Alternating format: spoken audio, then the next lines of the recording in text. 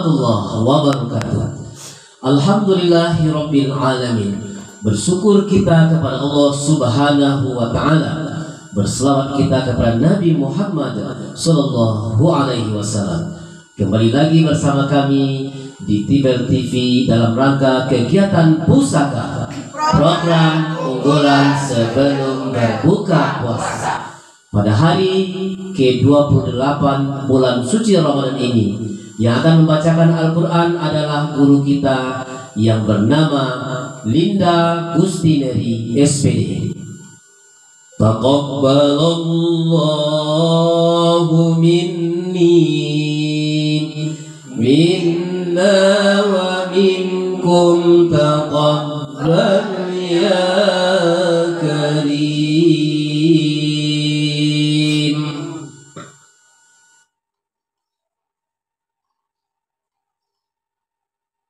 A'udzu billahi minasy syaithanir rajim. Bismillahirrahmanirrahim. Wa qalu qulubuna ghulfun bal la'anahumullah bikufrihim faqalilan ma yu'minun. Walamma ja'ahum kitabun min indillahi musaddiqun lima ma'ahum wa kanu min qablu yastaftihuna 'alal ladzina kafaru falamma ja'ahum ma 'arafu kafaru bih wala'natullahi 'alal kafirin. Shadaqallahul azim.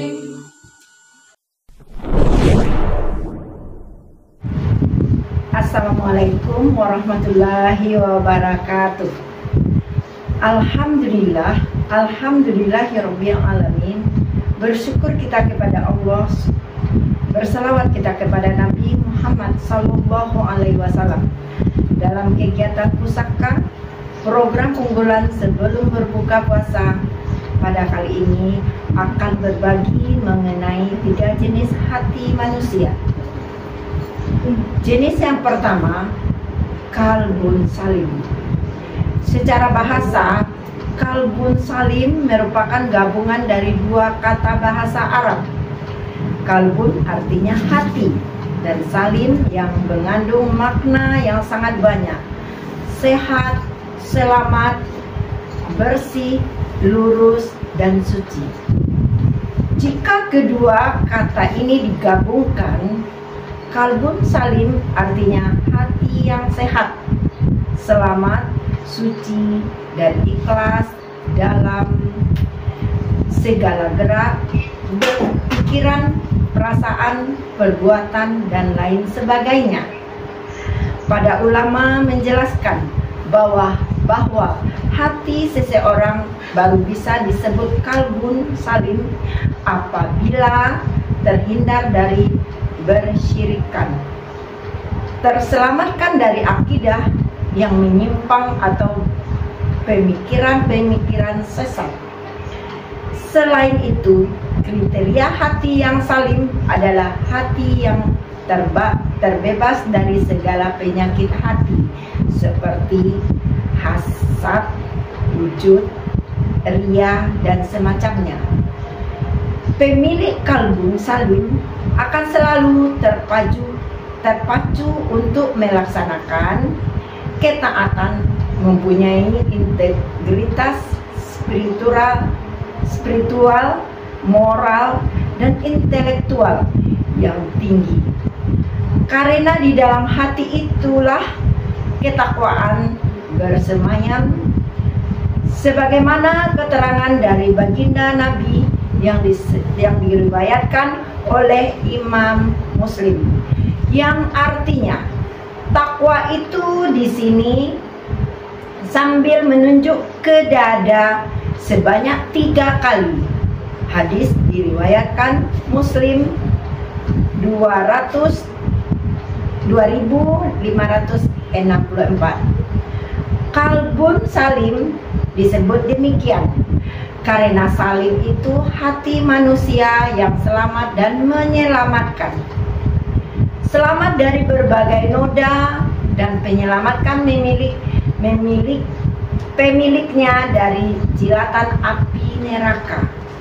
Karena semasa hidup di dunia, hati yang salim selalu berusaha mengenali Allah, beriman kepadanya, lalu menggerakkan si pemilik hati ini untuk mewujudkan nilai-nilai keimanan dalam kehidupan sehari-hari. Maka sudah layaknya hanya orang yang memiliki kalbun salim sajalah yang akan masuk surga di akhirat kelak.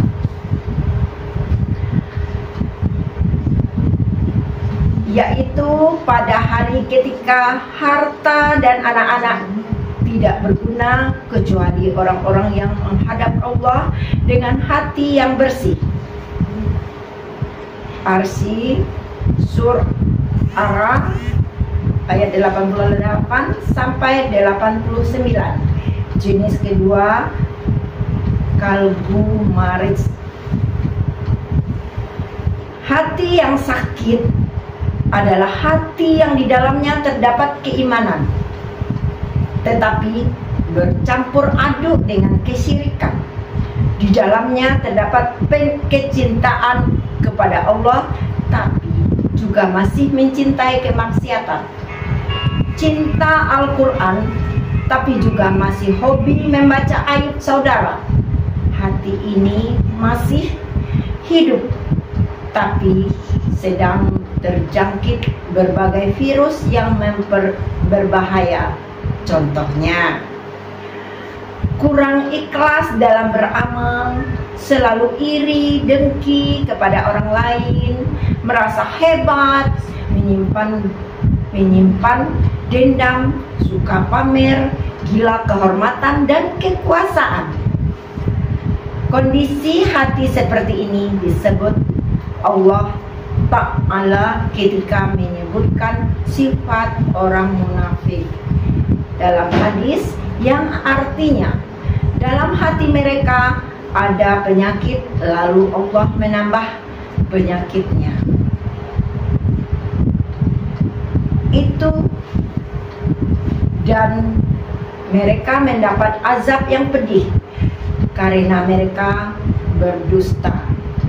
Dalam surat Al-Baqarah ayat 10. Secara garis besar, penyakit hati yang menyebabkan kalbu marij ini ada dua, yakni penyakit syubhat dan syahwat. Syubhat dapat membuat seseorang tidak bisa membedakan yang benar dan yang batil, sedangkan syahwat dapat membuat seseorang terjerumus ke dalam jurang maksiat. Adapun rincian dari penyebab kalbun marij yang sering terjadi di antaranya adalah lingkaran pertemanan yang buruk, banyak tertawa, foya-foya, terlalu larut dalam membicarakan sesuatu yang tidak bermanfaat, dan mata yang liar, sering tolak-tolek saat sedang di luar rumah. alih-alih gadul, bashar, malah curi-curi pandang. Poin-poin tersebut mungkin terkesan sepele, namun jika dilakukan berulang kali, maka sedikit demi sedikit hati yang sakit akan sekarat. Statusnya pun akan berubah dari kalbun marid menjadi kalbun mayit. Dalam arsip Mutoko Al-Mutaba disebutkan bahwa di antara tanda-tanda kalbun marid adalah ketika seseorang mempunyai angan-angan yang panjang akan kesenangan duniawi. Indikasi lain dari hati manusia yang sakit adalah ketika seseorang tidak peka terhadap perbuatan dosa, sehingga mudah terjerumus dalam kemaksiatan sampai hatinya mengeras. Dan inilah sanksi terberat yang Allah jatuhkan kepada pecandu maksiat. Tampak buruknya pemilik hati yang sakit karena kebanyakan dosa akan selalu dihantui rasa was-was, tidak tentram hidupnya, dan takut secara berlebihan kepada selain Allah. Jenis yang ketiga, kalbu mayit, hati manusia yang mati, yang artinya mayit adalah mati. Hati yang mati menurut Ibnul Qayyim Al-Jauziyah rahimahumullah adalah hati yang tidak mengenal Tuhannya, tidak beribadah kepadanya, tidak taat, suka maksiat, dan selalu menuruti nafsu syahwat. Orang seperti ini tidak tepat dijadikan teman dekat. Bergaul dengannya akan meracuni. Bermajelis dengannya akan membawa kehancuran. Allah Subhanahu wa Ta'ala berfirman, yang artinya, dan janganlah engkau mengikuti orang-orang yang hatinya telah kami lalaikan dari mengingat kami, serta menuruti keinginannya, dan keadaannya sudah melewati batas. Dalam surat Al-Kahfi ayat 28. Hati yang mati adalah hati yang gelap, jauh dari sinar hidayah. Ia lebih membahayakan diri pada jasad yang mati, karena jasad yang mati dapat memutus seseorang dari kenikmatan dunia. Adapun jika hatinya yang mati, maka ia akan terputus dari kenikmatan dunia dan akhirat, dan ia akan sengsara selama-lamanya. Penting juga untuk dimengerti bahwa perumpamaan hati yang mati ibarat rumah kosong yang sudah puluhan tahun tak berpenghuni. Di dalamnya hiduplah serangga berbahaya, burung-burung yang singgah hanya untuk membuang kotoran, ular-ular berbisa, dan binatang beracun lainnya. Seperti itulah kondisi hati manusia yang mati. Hanya ada kelalaian, angan-angan, syahwat, serta niat-niat yang buruk dan jahat. Semua itu terjadi ketika seseorang berpaling dari Allah dan memusuhi orang-orang soleh yang menegakkan nahi munkar wal izazul billah. Semoga Allah melindungi kita semua dari jenis hati seperti ini. Amin, amin, ya Rabbil alamin. Assalamualaikum warahmatullahi wabarakatuh. Kok ada yang pendek sih?